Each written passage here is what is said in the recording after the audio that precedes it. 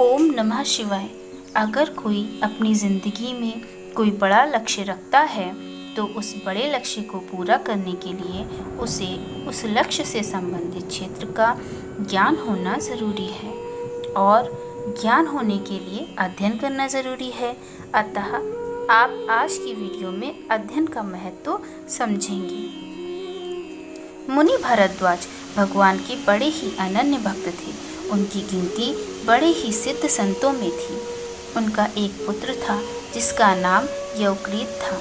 यवक्रीत की इच्छा थी कि वह वेदों के विद्वान के रूप में ख्याति प्राप्त करे, परंतु उसकी अध्ययन में कोई रुचि नहीं थी, न ही वह किसी गुरुकुल में जाकर अध्ययन करना चाहता था। वह तपस्या के बल पर अपनी इच्छा पूरी करना चाहता था।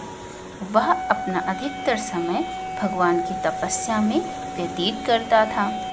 एक दिन उसकी तपस्या से प्रसन्न होकर इंद्रदेव उसके समक्ष प्रकट हुए और यवक्रीत से बोले, वत्स, मैं तुम्हारी तपस्या से प्रसन्न हूँ, मांगो, तुम क्या मांगना चाहते हो।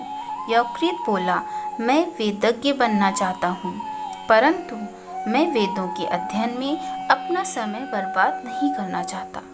तब इंद्रदेव ने उससे कहा, गुरुकुल में अध्ययन करके ही वेदज्ञ बनना संभव है, परंतु यवक्रीत ने इंद्र की बात नहीं मानी और वह पुनः तपस्या करने लगा। एक दिन यवक्रीत गंगा स्नान के लिए प्रातः नदी पर पहुंचा।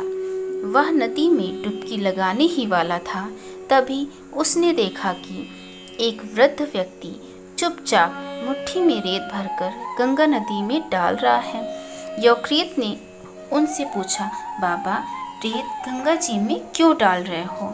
तब वृद्ध व्यक्ति ने कहा, कुछ लोगों को गंगा पार करने में कष्ट होता है, इसलिए मैं रेत का पुल बनाना चाहता हूँ। यह सुनकर यवक्रीत उस व्यक्ति की मूर्खता पर हंसकर बोला, परिश्रम और युक्ति के बिना भी कहीं पुल बनता है क्या। तभी यवक्रीत ने देखा कि उस वृद्ध व्यक्ति की जगह उसके सामने इंद्रदेव खड़े हैं। इंद्रदेव ने यवक्रीत को समझाते हुए कहा, तुम भी तो बिना अध्ययन के वेदज्ञ बनना चाहते हो।